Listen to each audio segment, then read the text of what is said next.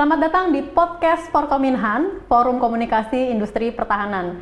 Dan kali ini kita sudah bersama Bapak Pos Huta Barat. Apa kabar Pak Pos? Kabar baik. Sehat-sehat terus ya Pak ya? Sehat. Pak, pada podcast kali ini kita akan bincang seputar industri pertahanan dan akan banyak sekali yang bisa kita gali di sini dari Bapak gitu ya. Untuk pertama nih Pak, ini sebenarnya rame di forum, banyak yang bertanya juga kepada kita gitu. Apa sih Pak perbedaan antara ekonomi pertahanan dengan pertahanan ekonomi Pak? Ini sebenarnya dua kata yang mirip-mirip ya Pak ya? Tapi mungkin penjelasannya akan cukup panjang, gimana ya. Pak? Baik, terima kasih bahwa pada saat yang kesempatan yang sangat baik ini, saya akan menjelaskan perbedaan utama antara pertahanan ekonomi dan ekonomi pertahanan. Pertahanan ekonomi itu adalah upaya suatu negara untuk menjaga kedaulatan negaranya terhadap serangan-serangan dari aspek ekonomi.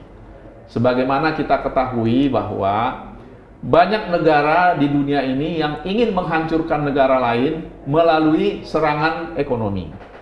Sebagai contoh adalah bahwa bisa suatu negara menyerang negara lain dengan boikot.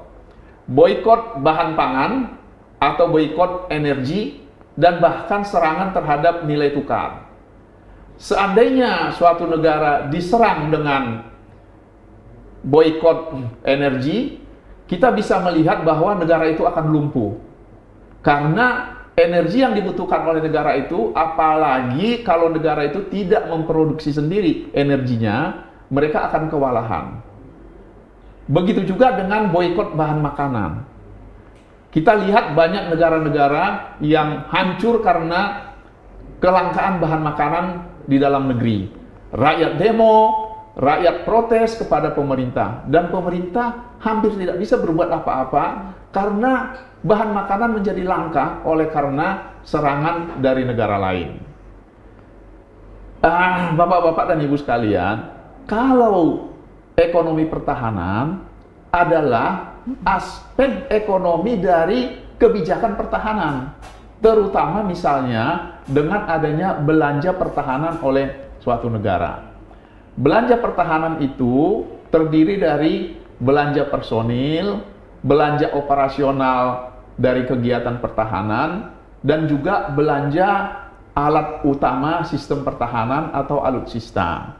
Kita mengetahui bahwa alutsista itu bisa dibeli di dalam negeri untuk mengembangkan industri pertahanan dan juga bisa dibeli dari luar negeri. Seandainya alutsista dibeli di dalam negeri, berarti sudah mendukung perkembangan industri pertahanan di dalam negeri. Dan ini akan menciptakan banyak lapangan pekerjaan di dalam negeri, sehingga banyak masyarakat yang bisa mendapat pekerjaan dan mereka bisa membiayai menghidupi keluarganya. Apalagi industri pertahanan itu adalah high teknologi, sehingga salary atau gaji dan upah di sektor industri pertahanan itu rata-rata lebih tinggi daripada industri lainnya. Inilah yang menyebabkan bahwa ekonomi pertahanan itu sangat penting. Terima kasih. Baik, jadi cukup detail penjelasannya antara perbedaan kedua itu. Dan sebelumnya kita mengenalkan Pak Pos Huta Barat ini cukup banyak rekam jejaknya Pak ya. Bukan hanya di industri pertahanan, tapi juga di beberapa kementerian lainnya yang terkait. Bukan begitu Bapak ya? Siap. Dan saat ini beliau adalah Ketua Bidang Kerjasama Forkominhan. Dan sebelumnya Pak Pos Huta Barat menjadi sebagai anggota tim pelaksana Komite Kebijakan Industri Pertahanan. Dan pernah juga jadi staf ahli Pak ya di Kementerian BUMN, juga Kementerian staf khusus di Kementerian BUMN, juga di Kementerian Perindustrian dan Perdagangan. Jadi track recordnya dari berbagai macam industri. Nah tadi Bapak sudah menjelaskan perbedaan keduanya dari ekonomi pertahanan dan pertahanan ekonomi. Selanjutnya Pak, yang mau kita tahu bagaimana sih Pak negara maju ini mendorong pertumbuhan ekonomi melalui belanja pertahanan yang tadi Bapak jelaskan? Ya betul, jadi banyak negara maju menggunakan belanja pertahanan untuk mendorong pertumbuhan ekonomi mereka. Kalau kita lihat bagaimana statistik belanja pertahanannya negara maju, Amerika Serikat pada tahun ini membelanjakan 750 miliar US dollar untuk anggaran pertahanan. Rusia yang kedua membelanjakan cukup besar, sekitar 100 miliar US dollar. Tetapi sebenarnya China juga cukup besar, yaitu 237 miliar US dollar. Bagaimana dengan Indonesia? Indonesia masih sedikit, karena memang keterbatasan anggaran kita. Indonesia hanya membelanjakan sekitar 20 miliar US dollar untuk kebutuhan pertahanan. Nah, Amerika dengan belanja yang cukup besar, terutama negara maju, mereka menciptakan teknologi baru di bidang industri pertahanan. Dan teknologi baru ini menciptakan bagaimana hubungan antara industri pertahanan dengan perguruan tinggi atau lembaga riset yang menciptakan juga ahli-ahli baru di bidang industri pertahanan. Dan inilah yang dilakukan oleh negara maju. Bahkan negara maju menciptakan industri pertahanan, mendukung industri pertahanan di dalam negeri, menciptakan banyak tenaga kerja, menciptakan banyak produk-produk baru, digunakan di dalam negeri, dan juga diekspor. Nah, negara-negara maju adalah eksportir utama industri pertahanan. Dengan ekspor industri pertahanan, negara maju dapat memperoleh tambahan devisa. Nah, devisa ini dapat digunakan untuk membeli bahan-bahan baku dan barang industri modal. Nah, ditambah itu juga mereka membeli barang-barang konsumsi, sehingga kesejahteraan masyarakat meningkat, pendapatan negara meningkat. Inilah yang dilakukan oleh negara maju, sehingga mereka selalu mempromosikan produk-produk alutsista yang baru yang mereka ciptakan untuk negara-negara berkembang. Yeah. Oke. Tadi Bapak sebutkan cukup jauh ya Pak ya perbedaan anggaran di negara-negara tersebut dengan Indonesia ya Pak ya. Terus bagaimana sih Pak dengan kondisi Indonesia sendiri Pak dengan jumlah yang terbatas itu, dan bagaimana persiapan di Indonesia sendiri? Memang betul. Jadi belanja pertahanan itu juga ada hubungan dengan kondisi ekonomi suatu negara. Kalau kondisi ekonominya lagi kurang baik, seperti sekarang yang dihadapi oleh Indonesia dengan adanya COVID ini, belanja pertahanan itu berkurang. Karena pemerintah banyak mengalokasikan belanja negara untuk menyembuhkan rakyat-rakyat yang sedang sakit karena terpengaruh oleh COVID ini. Jadi ada prioritas gitu ya Pak ya, skala prioritas ya. Jadi prioritas pemerintah berkurang terhadap industri pertahanan, belanja pertahanan pada akhir-akhir ini. Tapi saya lihat bahwa ini tidak lama, hanya sementara. Begitu ekonomi Indonesia semakin membaik, belanja pertahanan juga akan ditingkatkan, dan ini akan mendorong nanti industri pertahanan di dalam negeri. Hanya selama keadaan seperti ini, industri pertahanan bersabarlah, karena nanti akan banyak juga belanja pertahanan. Tetapi juga industri pertahanan disarankan untuk memproduksi barang-barang yang tujuan bukan non-pertahanan, tetapi barang-barang untuk pertambangan, produk-produk untuk kelautan, maritim, dan juga barang-barang lain yang berhubungan dengan keamanan. Nah, inilah harapan kita agar industri pertahanan itu bisa melakukan reposisi seandainya industri pertahanan itu order dari pemerintah sangat berkurang. Dan juga kita sarankan juga agar industri pertahanan itu lebih efisien, mengefisienkan biayanya, terutama biaya-biaya yang tidak perlu, sehingga mereka tidak kehilangan atau tidak kekurangan cash flow-nya. Jadi masih banyak sebenarnya dilakukan ya Pak, tidak semata-mata fokus di industrinya itu, tapi bisa menghasilkan seperti yang tadi Bapak sebutkan, ada pertambangan dan lain-lain gitu ya Pak ya. Kelautan, betul. Ya. Pak, lalu Pak, mohon dijelaskan nih Pak, negara pengekspor dan pengimpor alutsista itu mana aja sih Pak? Ya, jadi memang di dalam industri pertahanan ini agak aneh.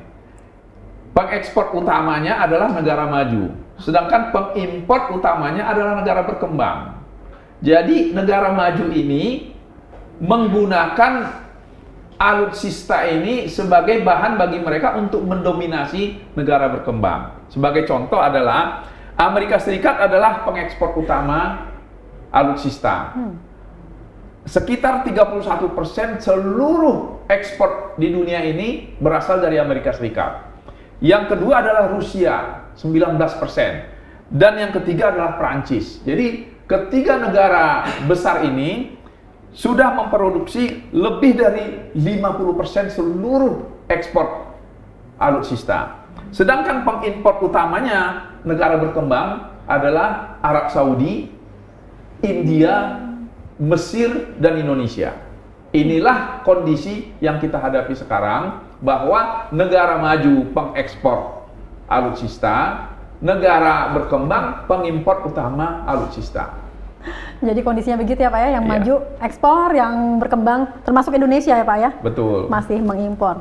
Lalu Pak, bagaimana sih Pak belanja pertahanan ini dapat mendorong pertumbuhan ekonomi Indonesia? Dan mungkin sebelumnya Bapak juga bisa menjelaskan ya, ruang lingkup industri pertahanan di Indonesia itu seperti apa? Iya, betul. Jadi kita melihat bahwa pengadaan alutsista untuk pertahanan Indonesia bisa berasal dari dalam negeri dan juga dari luar negeri. Memang kita punya undang-undang, seandainya produksi dalam negeri tidak available, boleh diimpor. Tetapi kalau industri pertahanan di dalam negeri sudah bisa memproduksi alutsista, tidak diizinkan lagi untuk mengimpor. Nah, saudara, bapak-bapak sekalian, kalau kita melihat bahwa dengan berkembangnya industri pertahanan dalam negeri akan mengakibatkan multiplier effect terhadap ekonomi Indonesia. Sebagai contoh, mari kita lihat industri pertahanan berkembang di daerah sekitar Bandung, seperti misalnya PT Pindad, PT DI, PT Inti, LEN, dan lain sebagainya. Kita melihat begitu banyak industri pendukung yang tumbuh untuk mendukung industri pertahanan tadi. Jadi memang di dalam industri pertahanan ini ada istilahnya adalah industri utama. Nah, inilah penghasil alutsista yang dapat digunakan langsung oleh TNI, Polri untuk menjaga NKRI. Nah, ada industri yang kedua, ketiga, dan keempat yang mendukung industri utama tadi. Nah, inilah yang berkembang di sekitar industri utama. Contoh lain adalah dengan berkembangnya PT PAL dan Barata di daerah Surabaya, ini sudah menciptakan industri-industri pendukung yang sangat banyak. Nah, kalau kita lihat bahwa industri utama tadi, PT PAL, PT Pindad, PT DI, Dirgantara Indonesia, itu mempunyai menyerap tenaga kerja sekitar 9.000 sampai 10.000 orang. Kemudian industri pendukungnya di tier 2 itu sekitar 30.000 orang. Dan di industri pendukung yang ketiga itu sekitar 80.000 orang. Totalnya lebih dari 200.000 tenaga kerja yang terserap di dalam industri pertahanan. Inilah yang membuat agar industri pertahanan di dalam negeri kita dukung supaya mereka berkembang, mereka menciptakan lapangan pekerjaan, mereka memberikan upah kepada karyawannya sejahtera, negara kita menjadi sejahtera. Yes. Jadi sebenarnya multiplier efeknya itu cukup besar ya Pak ya, dengan keberadaan industri perdagangan, pertahanan. Pak, memang kan sampai saat ini Pak pemerintah masih banyak pengadaannya alutsista dari luar negeri tadi ya Pak ya. Iya, iya. BUMN pun seperti itu Pak. Nah, tanggapan Bapak gimana Pak? Ya, inilah sebenarnya bahwa sesuai dengan Undang-Undang Nomor 16 Tahun 2012 bahwa seandainya industri pertahanan di dalam negeri sudah dapat menghasilkan alutsista yang dibutuhkan oleh TNI dan Polri, tidak boleh lagi diimpor. Harus diadakan dari industri pertahanan dalam negeri. memang kita sadari beberapa industri pertahanan canggih yang kita belum bisa memproduksi boleh kita impor. Tetapi ada syaratnya. Syarat utama adalah harus ada transfer teknologi. Transfer teknologi ini sangat penting agar SDM kita, tenaga-tenaga ahli kita, dan industri kita bisa menerima teknologi baru dan bisa diterapkan, diaplikasikan untuk kebutuhan Indonesia. Di samping adanya transfer teknologi, juga harus ada offset. Offset itu adalah seandainya kita membeli 100 juta US dollar dari luar negeri, harus ada 30% berasal dari dalam negeri. Dan itu pun harus ada kerjasama antara industri dalam negeri dengan industri luar negeri. Inilah harapan kita agar belanja luar negeri semakin berkurang, belanja dalam negeri meningkat. Oleh karena belanja luar negeri, ya uang kita kirim ke luar negeri, artinya menciptakan tenaga kerja orang luar negeri. Nah, inilah yang kita hindari, kita kurangi agar industri pertahanan dalam negeri bisa berkembang lebih pesat. Nah Pak, agar berkembang lebih pesat itu Pak, bisa nggak sih Pak kira-kira industri pertahanan kita ini melakukan kerjasama misalnya terkait riset gitu dengan kampus-kampus yang ada gitu Pak? Ya. Memungkinkan nggak seperti itu Pak? Ya betul. Nah memang industri pertahanan itu harus selalu dekat dengan universitas. Seperti misalnya di Bandung ada ITB, dan disitulah industri pertahanan seperti PT Pindad dan PT DI, PT Inti, PT LEN bermukim, sehingga ada interaksi dengan ahli-ahli dari perguruan tinggi. Demikian juga di Surabaya, adanya PT PAL, adanya PT Barata, itu bisa berinteraksi dengan universitas yang ada terkenal di Surabaya seperti ITS dan universitas-universitas lain. Jadi kita lihat bahwa perkembangan industri pertahanan tidak bisa lepas daripada universitas dan ahli-ahli yang ada di universitas tersebut. Oke, jadi peluangnya ternyata masih sangat besar ya, dan itu masih di sekitar dalam negeri sendiri ya Pak ya? Bisa dipenuhi di dalam negeri sendiri gitu? Betul, jadi beberapa alutsista yang dibutuhkan oleh TNI bisa dan sangat bisa diproduksi dari industri pertahanan dalam negeri. Memang seperti high-tech ya harus kita impor. Ya, ya. Ini sebenarnya kalimat ini adalah menimbulkan optimisme Pak, bahwa kita bisa gitu ya Pak ya, menghasilkan industri pertahanan dari dalam negeri sendiri. Iya.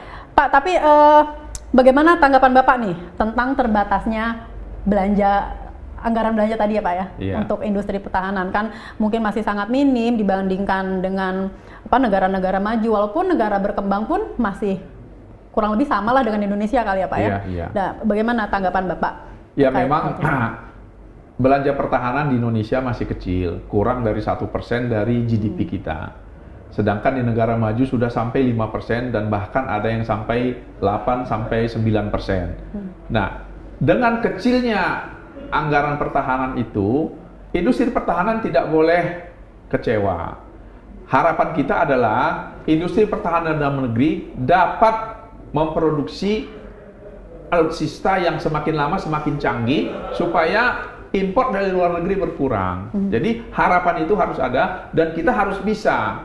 Saya yakin industri pertahanan kita akan tetap bisa, apalagi sekarang ini SDM di industri pertahanan kita sudah sangat baik dan banyak training-training. Saya kira ini adalah peluang yang cukup besar. Mari kita nantikan agar industri pertahanan dalam negeri bisa lebih maju. Yes. Oke, mungkin ada tambahan lagi Pak yang akan disampaikan kepada pemirsa atau yang terkait dengan industri pertahanan ini Pak, untuk meningkatkan motivasi. Jadi bagi pengguna itu TNI dan Polri, harapan kita adalah supaya tetap mengikuti Undang-Undang Nomor 16 Tahun 2012 tentang industri pertahanan. Bagaimana agar industri pertahanan kita bisa berkembang dengan baik. Tadi sudah dikatakan bahwa perkembangan industri pertahanan di dalam negeri akan menciptakan multiplier effect di dalam negeri dan juga untuk menjaga kemandirian kita. Sedangkan karyawan atau SDM di sektor industri pertahanan jangan takut, jangan ragu. Pada masa depan industri pertahanan dalam negeri akan semakin maju. Kita pasti bisa. Kita harus siap. kita pasti bisa. Siaplah untuk bangsa dan negara. Terima kasih. Oke, luar biasa. Jadi penutupnya ini benar-benar menyulut semangat ya Pak ya, bahwa kita harus percaya diri dengan kemampuan negara kita sendiri. Dan demikian berakhir sesi bincang-bincang kita dengan Pak Pos Huta Barat. Terima kasih banyak Pak kami sampaikan atas waktunya, atas penjelasannya. Pastinya ini sangat bermanfaat bagi seluruh pemirsa. Dan Terima kasih. baik, sampai jumpa di podcast Forkominhan selanjutnya, dan saya Evi Herawati pamit undur diri. Sampai jumpa. Terima kasih ya Pak Pos ya.